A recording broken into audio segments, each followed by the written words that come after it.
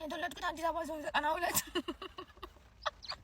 ከድሮ ጀምሮ ነርቤን የሚነካኝ እና ለዛም ከቤት ማንወጣው ሰው ማናገኘው እንጂ እያማረጥን አይደለም ለማለት ነው።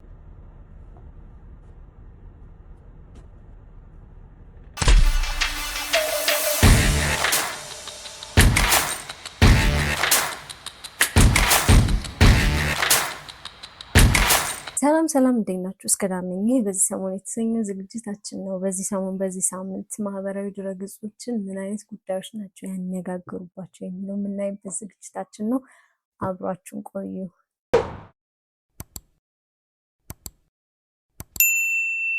በዚህ ሳምንት እንግዲህ ብዙ የሚያነጋግሩ ርዕሰ ጉዳዮች ተነስተው ነበረ። ማህበራዊ ድረገጾችን ብዙ ሲያነጋግሩ የነበሩ ብዙ ጉዳዮች ነበሩ። ከነዛ መሀል እንግዲህ በቅድሚያ የምናየው የሚስ ኢትዮጵያ ወርልድን ነው። ሩት አንድ ንግግር አድርጋ ነበረ መድረክ ላይ ቀርባ እና በጣም ዓለምን ልብ የነካ ነበረ ንግግሯ። ያው ስለ እህቷ ነበር። ከመሄዷ ከአንድ ሳምንት በፊት እህቷን አታ ነበረ። ከዛ ስለ ሁኔታው ብዙ አውርታ ነበረ እና በጣም የሚያሳዝን ህይወት፣ በጣም የሚያሳዝን አደጋ ነበረ። በወቅቱ ብዙ ተብሎ ነበረ። እናም ንግግሯ በጣም በሳልና ጠንካራ መሆኗን የሚያሳይ ነው። እኔ በበኩሌ በጣም ጠንካራነቷን አድንቄላታለሁ። በጣም የሚገርም ነው። የሚገርም ተፈጥሮ፣ የሚገርም ስብዕና ነው ከውበት ጋር። እንግዲህ 10 ዓመት ጓደኛዋ እህቷን በአሰቃቂ ሁኔታ ኪድናፕ አድርጋ አግታ ገላታለች፣ ከተባባሪዋ ጋር ማለት ነው። ይህንንም አምናለች። እስኪ እሱን ያመነችበትን ቪዲዮ ሲዘዋወር የነበረውን ቪዲዮ አይተን እንምጣ። በአጭር ጊዜ ውስጥ ብር የምናገኝበት አይሻልም ወይ? እኔ ወደ ውጭ ተመልሼ የሚሄድ ሀሳብ የለኝም አለኝ። ከዛ እስኪ ከአንቺ ጓደኞች የምታውቂው አለኝ። ከዛ ሩት ቤተሰቦቻቸው ውጪ ናቸው ስለው እኮ ለምን እሷ እንትን አትልም ሲለኝ እህቷ መሆን ትችላለች እህቷ ስለው እሺ አለኝ። እናግታትና ብር እንቀበላለኝ። ከዛ ሲም ሰጠኝ፣ ጠቃጠቆ ስልክና ሲም ሰጠኝና በዚህ ደውይና አግኛት አለኝ። ለእሷ ደወልኩኝ። ከዛ ለእሷ ደወልኩላትና ቅዱሳን ቤኪ ነኝ፣ በሩት ጉዳይ ሰርፕራይዝ እና አንቺን በጆሮ ጌጥና ስለምትሰሪ እንገናኝ አልኳት። ከዛ እሺ አለች። ስንገናኝ ሜክሲኮ እኔ መሆኔን አወቀች። ከዛ ኪዲ አንቺ ነሽ ምናምን አለችኝ። ያው ቅዱስ እንዴት ነሽ አልኳት። በሌላ ሰው ያስጠራዎች ረጅም ጊዜ ስለማናወራ ብዬ ነው። ከዚህ በፊት እንትን ተባብለን ነበር። እነሱ ቤት የምትኖር ሄሪና የምትባል ልጅ ነበረች እና እሷ ነበረች። ከዛ ብር ለወንድም የማስርበት ብር በጣም ነው የሚያሳዝነው። እንግዲህ በዚህ መልኩ ነው ያመነችው ማለት ነው። እንግዲህ በዚህ መልኩ ነው ቃሏን የሰጠችው እና በጣም ነው የሚያሳዝነው። ከ10 ዓመት በላይ ጓደኛ የሆነች ሴት፣ ቤተሰብ የሆነች ሴት እንዴት ያን አደጋ ማድረስ፣ ለዛውም ለገንዘብ ተብሎ በጣም የሚያሳዝን ነው በእውነት። ማመን እንዳለባችሁ ራሱ ግራ የሚገባ ጊዜ ነው። እንግዲህ ጓደኛ ማለት እንግዲህ ትልቅ ነገር ነው።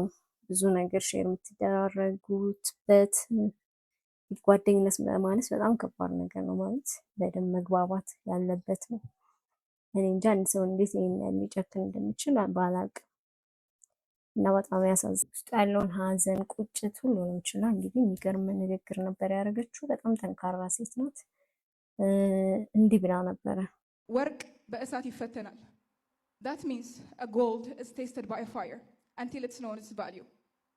I have been tasted by a fire, but the fire did not destroy me.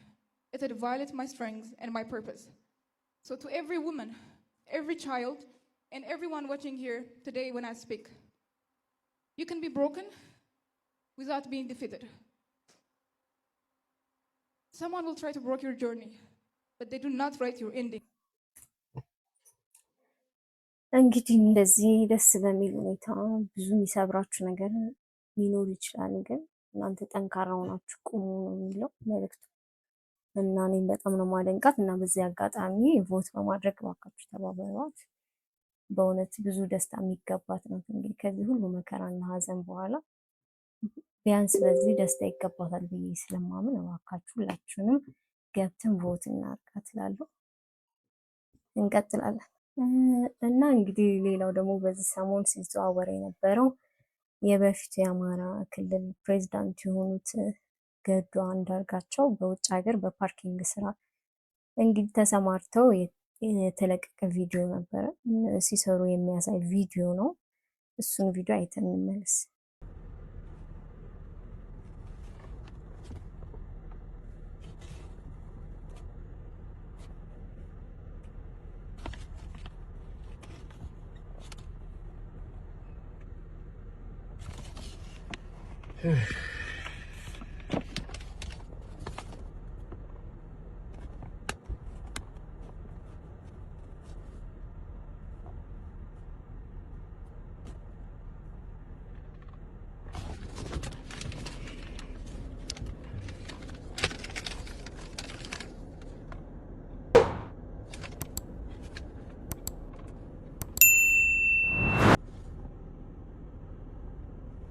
ቪዲዮ የሚያሳየው ስራ ሲሰሩ ነው።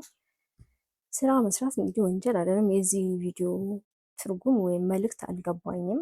የሰው ልጅ የትኛውም ዓለም ሄዶ እንግዲህ ያገኘውን ይሰራል። መስራት ሰርቶ መብላት ደግሞ በጣም የሚያስገርም እንግዲህ ባለስልጣን የነበሩ ሰው ነበሩ። አሁን ደግሞ ፓርኪንግ ቢሰሩ ምንድነው ችግሩ? ሰርተው መብላት ምንም የሚያሳፍር ነገር የለውም። አላቅም በምን መልኩ አይቶ ይሄንን ቪዲዮ እንደለቀቀ ባላቅም ወይም እዚህ ናቸው ነው ወይስ ጠፍተው ነበረ? ስለዚህ አሁን ይሄን እየሰሩ ነው ለማለት ነው ወይስ ተደባቆ መቅረጽም እየሰሩ ነው እንጂ እየሰረቁ አይደለም ያገኛቸውና በጣም ይሄ ቪዲዮ በጣም ብዙ ሰዎች ሲያነጋግር ነበር። አብዛኛው ሰው ስራ እየሰሩ ነው። እንደውም ከዚህ በፊት ሌሎች ሰዎች ያደርጓሉ ተብሎ የሚጠረጠሩትን ስላላደረጉ ነው። ማለትም ያው በስልጣን ጊዜያቸው ብዙ ሀብት የሚያካብቱ ሰዎች አሉ እና ቢያካብቱ ኖሮ ዛሬ ፓርኪንግ አይሰሩም ነበረ እና ሀቀኝነታቸውን ያሳያል የሚል ብዙ አስተያየት አይቻሉ። እንደገና ታታሪ መሆናቸው ያው ለፋሚሊያቸውም ለራሳቸውም ፕሮቫይድ ለማድረግ ሰርተው መግባታቸው ደስ የሚያሳይ ነገር ነው ብለዋል። እንግዲህ እኔም እንደዛ የሚሰማኝ ማለት ሰርቶ መብላት ይሄን ያህል እንደሚያሳፍር አይነት ተደባቆ መቅረጽ እኔ በበኩሌ በጣም ለሳቸው ክብር ነው የተሰማኝ። ደስ የብሩክ ኒውስን አስተያየት መልስ የአቶ ገዱ አንዳርጋቸው ፓርኪንግ ሲሰሩ የሚያሳየው ቪዲዮን ተከትሎ ብዙዎች ሀሳባቸውን ሲሰጡ ተመለከትኩኝ። የኛ ሀገር ነገር በጣም ግራ የሚያጋባ ነገር ነው። የሚያሳፍርና የማያሳፍረው ነገር መለየት እስኪያቅተን ድረስ ማለት ነው። አቶ ገዱ አንዳርጋቸው የቀድሞ የአማራ ክልል ፕሬዝዳንት ናቸው። የጠቅላይ ሚኒስትሩ አማካሪ ነበሩ። የውጭ ጉዳይ ሚኒስቴር ነበሩ። አሁን ፓርኪንግ ይሰሩበታል በሚባለው አሜሪካ ዋይት ሃውስ ውስጥ ከአንዴም 2 3 4 ጊዜ ተመላልሰው በህዳሴ ግድብ ጉዳይ ላይ ሲደራደሩ የነበሩ ናቸው። ነገር ግን ያ ሁሉ ነገር አለፈ። አሁን ደግሞ መደበኛ ህይወታቸውን ይኖራሉ።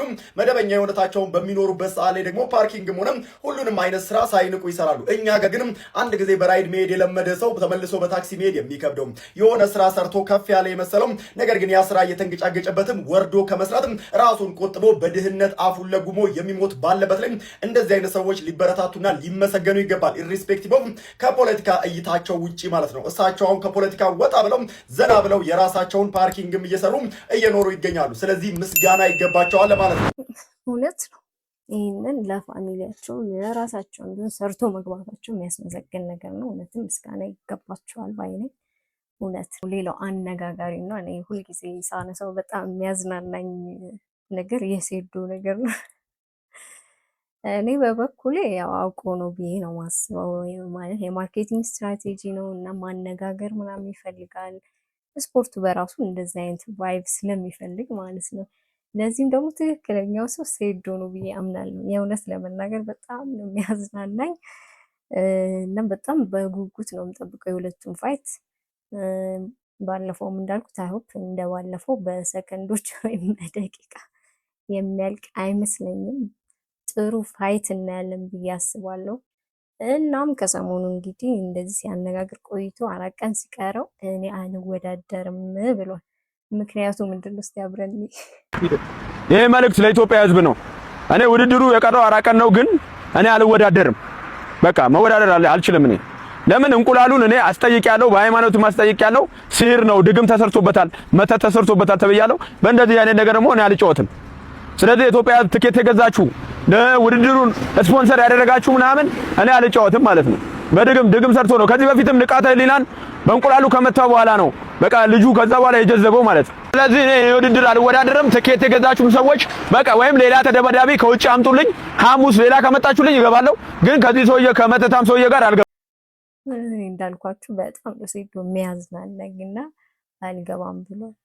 አልገባም ይሄ ድግምት ነው። የእንቁላሉ ነገር ድግምት ስላለበት ሌላ አይነት መንፈሳዊ አሰራር ስላለው እሸነፋለሁ ብሎ ፈርቶ መሰለኝ እንግዲህ እንደዚህ ብሏል። ከዛ የውድድሩ ይህንን ካለ በኋላ የውድድሩ አዘጋጅ ጌቾ ምን አለ የሚለውን ደግሞ አብረን እንይ። ለምን እንቁላሉን እኔ አስጠይቄያለሁ፣ በሃይማኖትም አስጠይቄያለሁ።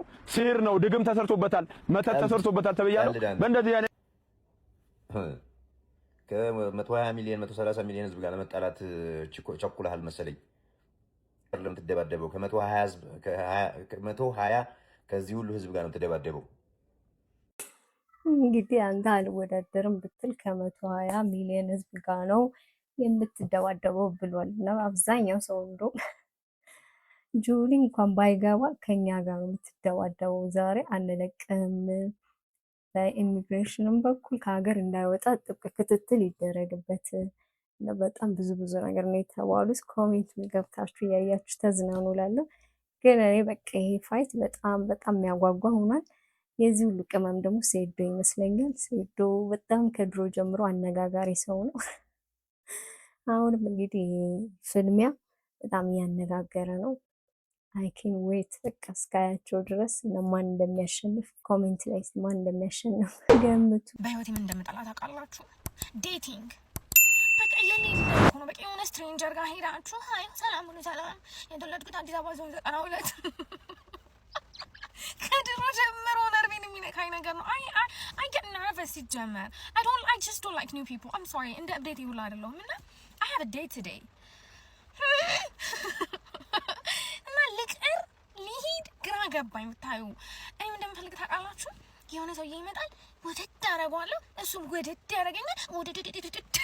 በቃ ያስ አምድሉሉ እንደዛ ነው የምፈልገው። ይሄ የሆነ let's go back to like ልጄ በቃ አሁን ሳስበው የሆነ በጣም ነው ሲጀምር ድክም የሚለኝ። I'm not a dating እውነት አሏት የብዙ ሴቶች አላቅም የወንዶች ምን እንደሚሰማቸው ሴቶች የአንዳንድ ሴቶች አመል ይመስለኛል እኔንም ጨምሮ ዴቲንግ በጣም የሚያስጠላ ነገር። ከማታውቁ ሰው ቁጭ ብላችሁ ይሄን እወዳለሁ ይሄን አልወድም።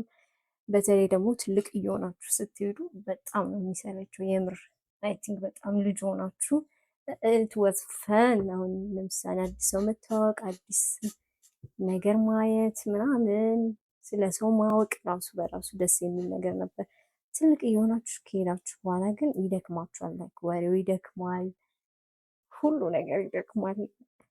እውነት ለመናገርና እውነቷን ነው እንደዛ ነው የሚሰማኝና ብዙ ሰው እኔን ጨምሮ የድሮ ነገር ቢመለስ ደስ ይለኛል ብዬ አስባለሁ። በቃ ልጄ ከልጅነት ጀምሮ እሱን ነው የምታውቀው። በቃ በዛው ትቀጥላለህ ማለት ይሄን አድርጌ ዛሬ ለብሼ ስራ ነው የሚሆንባችሁ። እኔ ደግሞ ትንሽ ከፍ ስትሉ በጣም ስራ ነው የሚሆነው እና እውነቷን እንደው ለማለት ነው። ተረዱን በቃ ይሰለቻል። ጓደኞቻችን ተረዱን።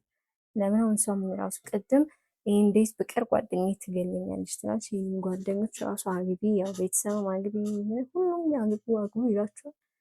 ግን ፕሮሰሱን በጣም ነው የሚያስጠላ እና ለዛም ከቤት ማንወጣው ሰው ማናገኘው እንጂ እያማረጥን አይደለም ለማለት ነው።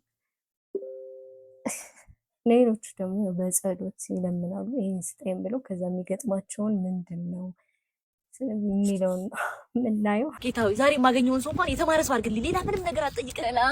Hey there, Nathaniel, how are you? Nice to meet you. God, you look so beautiful in person. I swear to God, I mean, I love your outfit. Look at you, you look like a princess. Okay, what do you want to do? I mean, you want to have a coffee, you want to walk or something? What do you want to do? Coffee, ቡና walk. እንሂድ ቡና take away. Yes. Oh, you want to take away coffee? Oh, okay, I don't think they have it here. Anyways, I really like you. So I want to get to marry you, you know, if you don't mind. I mean, you look so gorgeous. ሜሪ ማግባት ጋብቻ ጌት ማግባት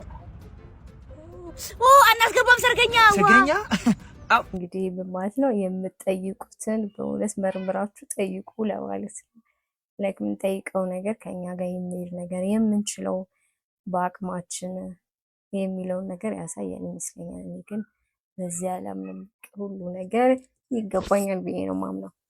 ደረ አይመስላችሁ? ሁሉም ነገር ደስታም ይገባናል። ፍላጎት በልባችን ያሰብነው ሁሉም ይገባናል። ደላላው ነው አይላከሽ? ደላላ ልኮ ነው በሰራተኛ። እሺ አቲ ነው 5 አመት ነው እንግዲህ ሰላም እንደምትለ ተቆጣጣው ትንሽ። እሺ ይውልሽ ምንም አይነት ስራ አሰሪ። እሺ ምንም። እሺ እኔ ስራውዬ ነው የምመጣው። አያቴን ብቻ ጠብቂልኝ። በወር 30,000 ብር እሳቸው መንከባከብ እንደ አይደለም ተከፍለን ከፍዬ ራሱን ብንገባከው ነው። አባ ደግሞ ቁጭ እንደም አባቴን ነው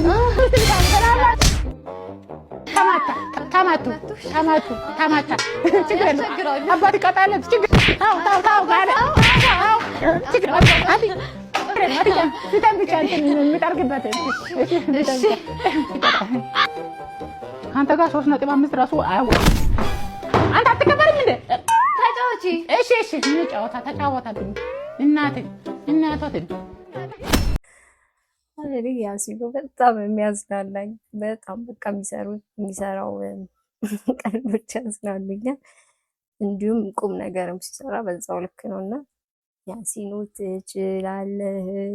ሰዎች ከቀጣይ ዓመት ማለትም ከ2019 ጀምሮ በከተማችን አዲስ አበባ የኪራይ ዋጋ በተመን ይሆናል ማለት ነው። ስለዚህ አከራዮች የምታከራዩት በተተመነላችሁ ዋጋ መሰረት ነው። ተከራዮች ደግሞ የምትከራዩት በዛ ተመን መሰረት ተለክቶ ነው ማለት ነው። ቁርጥ ዋጋ ነው የሚባለው ብቻ ተመን ይኖራል ማለት ነው ለኪራይ። የሚታወቀው እንግዲህ በዛሬው ዕለት በአዲስ አበባ ከተማ የመኖሪያ ቤት ኪራይ ዋጋን ሳይንሳዊና ምክንያታዊ በሆነ መንገድ ለመብላት የመተማመኛ ጥናት ቀርቦ የፓናል ውይይት ከተካሄደ በኋላ እናም እንግዲህ እንደነገርኳችሁ ይሄ ጥናት በመዲናዋ የሚኖረው የመኖሪያ ቤት ኪራይ ዋጋ መተመኛ ነው። ጥራቱ አጠቃላይ የሚይዘው እናም እንደተነገረው ከሆነ ጥራቱ አከራዩ ከንብረቱ ተገቢውና የወቅቱን የኢኮኖሚ ሁኔታ ያገናዘበ ፍትሃዊ ገቢ እንዲያገኝ የሚያረጋግጥ ነው። ከዛ በተጨማሪ ደግሞ ተከራዩ ደግሞ ከገቢው ጋር የተመጣጠነ ኪራይ በመክፈል የተረጋጋ ኢኮኖሚ ህይወት እንዲመራ ያደርጋል ነው። ያ በተጨማሪም ገበያውን ጤናማና ሊተነበይ የሚችል ማድረግ የከተማን የንግድና ኢኮኖሚ እንቅስቃሴ እንደሚያረጋጋ ተነግሯል። ከቤት ኪራይ ዋጋ መረጋጋት ቤተሰቦች በተደጋጋሚ ቤት ከመቀየር ስጋት ይታደጋቸዋል ተብሏል። እናም ያው ዛሬ የቀረበው የዋጋ ትመና ጥናት በዘፈቀደ ሳይሆን የከተማ ነዋሪውን የመክፈል አቅም ማገናዘቡም እንግዲህ ታውቋል። ከዛ በተጨማሪ ደግሞ እንደነገርኳችሁ በ2019 የበጀት ዓመት እንደሚተገበርም ወይ ደግሞ ሊተገበር እንደሚችል ያ እንግዲህ በአዲሱ ዓመት ተመን ይኖራል ብሏል የቤት ኪራይ። አይ ሆፕ ሁሉንም የሚያስማማ ዋጋ ነው ብዬ አስባለሁ። ለእኛ ለተከራዮችም ትልቅ እረፍት ይሰጣል ብዬ አምናለሁ። ለአከራዮቹም እንደዛ በማይጎዱበት መልኩ ይሆናል ብዬ ተስፋ አደርጋለሁ። እንግዲህ አዲስ ዓመት እየመጣ ነው። በዚህ አዲስ ዓመት ጌታ ሆይ ቤት ለሌለን ቤት እንዲሰጥ አሜን በሉነት። የኪራይ ነገር በጣም ነው የሚያማርረው። እኔ ራሴ በጣም ነው የተማረርኩት። ያ እድለኛ ነኝ። እንደውም በጣም ጥሩ አከራይ ነው ያሉኝ። ግን ምን ጊዜም የራስ ነገር የራስ ነው። እግዚአብሔር በመጪው ዓመት በቤት እንዲባርከኝ እለምናለሁ። አሜን በሉ። ምኞት ተመኙልኝ። ቤት ይስጥሽ በሉ። ለሁላችንም ይስጠን። ውለን የምንገባበት ወር ደረሰ ብለን ማንሳቀቅበት በፍቅር በመተሳሰብ አከራይም ተከራይ በመተሳሰብ የምንኖርበት ዓመት ያርግልን። እንግዲህ ቪዲዮዎቹ እስካሁን ነበሩ። አብራችሁን ስለቆያችሁ በጣም ነው የማመሰግነው። ሁልጊዜ እንደምለው ይሄ ቻናል አዲስ ስለሆነ እባካችሁ ሰብስክራይብ፣ ላይክ ኤንድ ሼር በማድረግ አካውንቴን አሳድጉልኝ። ምንም እይታም የለውም ሰብስክራይብ የለውም። ከዜሮ ነው የጀመርኩት። አበረታቱኝ እና ሰብስክራይብ አድርጉኝ። ቪዲዮ ደግሞ ብዙ ቦታ እንዲደርስኝ ላይክ በማድረግ ተባበሩኝ እላለሁ። እስካሁን አብራችሁ ስለቆያችሁ በጣም ነው የማመሰግነው። ለሁላችን ሁሉ ሰላም ይሁንልን። መልካም ጊዜ